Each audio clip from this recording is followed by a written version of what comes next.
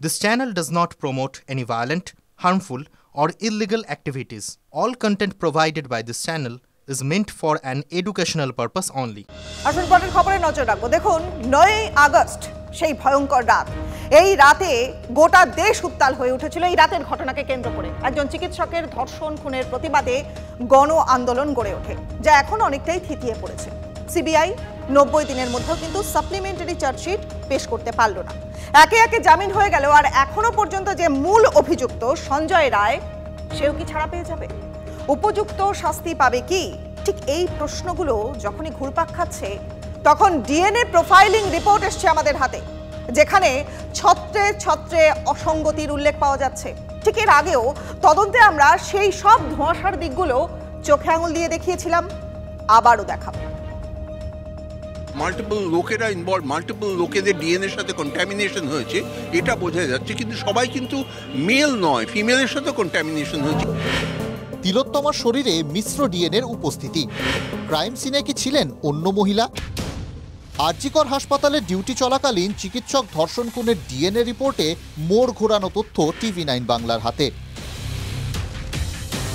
তিলোত্তমার খুন ধর্ষণের ঘটনায় ডিএনএ প্রোফাইলিং রিপোর্ট ছিল অত্যন্ত গুরুত্বপূর্ণ। টিভি9-এর হাতে থাকা সেই রিপোর্ট বলছে তিলোত্তমার দেহ থেকে সংগৃহীত নমুনায় মিশ্র ডিএনএর উপস্থিতি পাওয়া গিয়েছে। রহস্যের জট খুলতে 29টি ডিএনএ নমুনার বিশ্লেষণ হয়।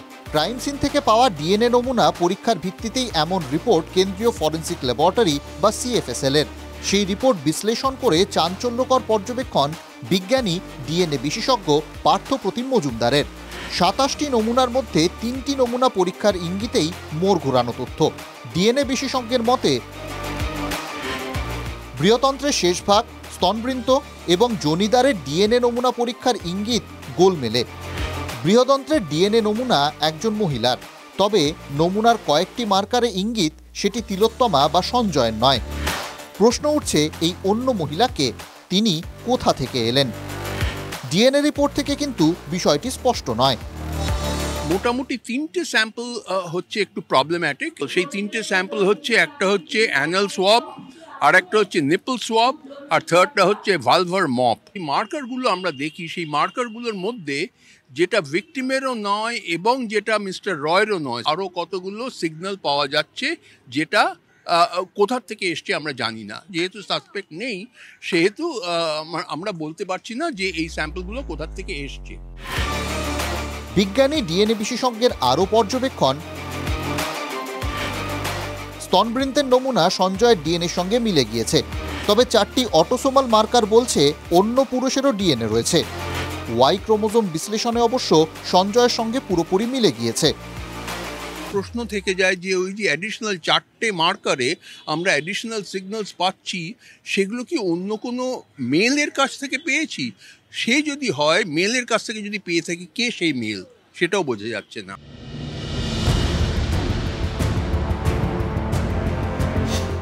গত 9ই আগস্ট আরজিকরের জরুরি বিভাগের 4 তলার সেমিনার হলে তিলোত্তমার দেহ উদ্ধার হয়। তদন্তভার হাতে নিয়ে সিএফএসএল এর সাহায্য চায় সিবিআই। 14ই আগস্ট নমুনা সংগ্রহে হাসপাতালে যায় সিএফএসএল। ডিএনএ নমুনার বিশ্লেষণে উঠে এসেছে আরও চাঞ্চল্যকর তথ্য। যোনিদ্বারের নমুনাতেও অন্য মহিলার উপস্থিতি মিলেছে। D12S391 মার্কারে অন্য মহিলার সঙ্গে তিলোত্তমার নমুনার মিশ্রণ স্পষ্ট। সেই অন্য মহিলার জেনোটাইপ হলো 16/22।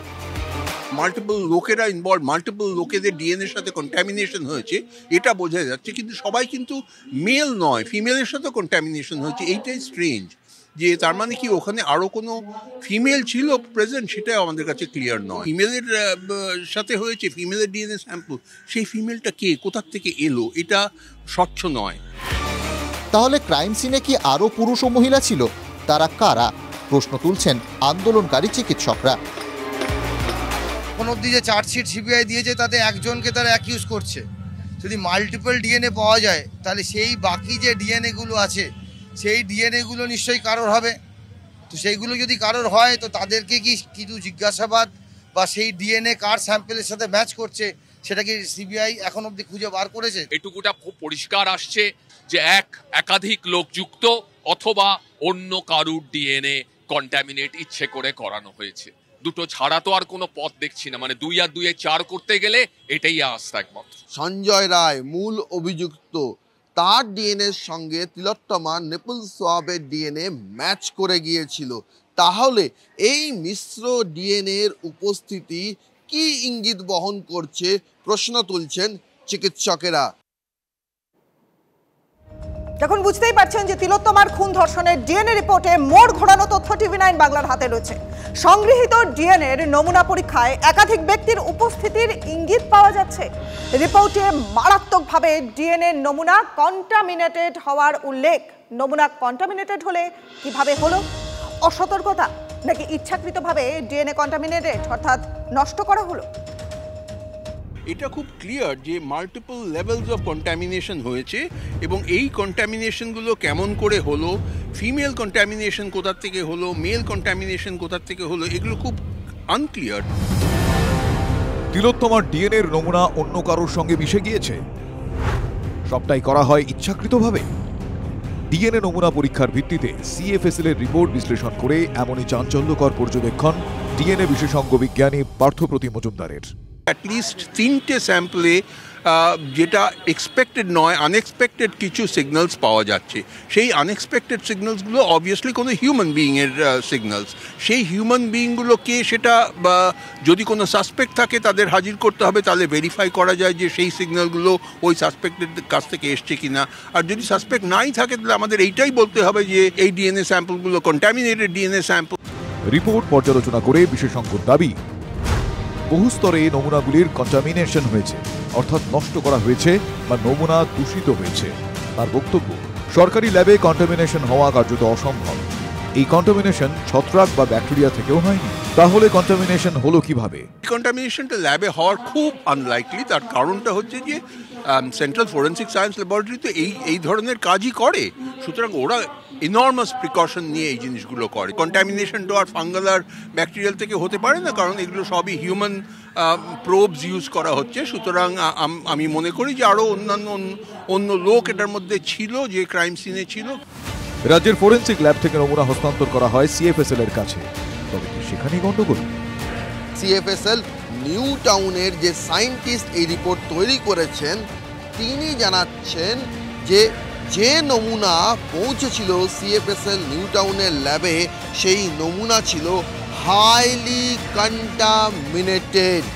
তিলোত্তমার মতো একটা সংবেদনশীল ঘটনা, সেই ঘটনায় কার গাফিলতিতে নমুনা কন্টামিনেট হলো, দূষিত হলো, নষ্ট হলো, কার গাফিলতিতে? তিলোত্তমার ধর্ষণ খুনের পর প্রথমে নমুনা সংগ্রহ করে স্টেট ফরেন্সিক সায়েন্স ল্যাবরেটরি বা এসএফএসএল। স্টেট ফরেন্সিক নমুনা সংগ্রহের সময় ছিলেন 2 জন টক্সিকোলজিস্ট, তবে সেই দলে ছিলেন না বায়োলজিস্ট ও ফিজিসিস্ট। তবে কেন্দ্রীয় ফরেন্সিকের নমুনা সংগ্রহের সময় ছিলেন টক্সিকোলজিস্ট, বায়োলজিস্ট ও ফিজিসিস্ট। রাজ্যের নমুনা সংগ্রহের সময় বায়োলজিস্ট ও ফিজিসিস্ট ছিলেন না, সেটাই কি গলদের কারণ? যদি এটা ধরেও নি যে অপেশাদারিত্বের কারণে এই কন্টামিনেশন, তাহলে কাদেরকে নিযুক্ত করা হয়েছে এরকম একটা সারা সেন্সিটিভ এরকম একটি বিরল ঘটনার তদন্তের স্যাম্পেল নেবার জন্য? পোস্টমর্টমের ঘরে ছিলেন যারা দেহের চারপাশে ঘিরে দাঁড়িয়েছিলেন, তাদের কেন স্যাম্পেল নেওয়া হয়নি? ডিএনএ বিশেষজ্ঞ বলছেন, তিলোত্তমার ধর্ষণ খুনে আর কেউ সন্দেহভাজন থাকলে তার ডিএনএর নমুনার সঙ্গে নিহতের ডিএনএ পরীক্ষা করে দেখা যেত। কন্টামিনেশনের কারণ সেই সন্দেহভাজন কিনা ধারণা মিলত, কিন্তু এক্ষেত্রে আর কোনো সন্দেহভাজনের নমুনা না থাকায় তা করা সম্ভব হয়। অন্য সন্দেহভাজনের তালিকার অভাবে নমুনাগুলোকে কন্টামিনেটেড বলা ছাড়া উপায় কোথায়? আর তাই ধোঁয়াশা রয়ে গেল পদে পদে। চিকিৎসকেরা প্রশ্ন তুলছেন, নমুনা হাইলি কন্টামিনেটেড হওয়ার পিছনে অনিচ্ছাকৃত ভুল নাকি ইচ্ছাকৃত? পুরোটাই ইচ্ছাকৃত।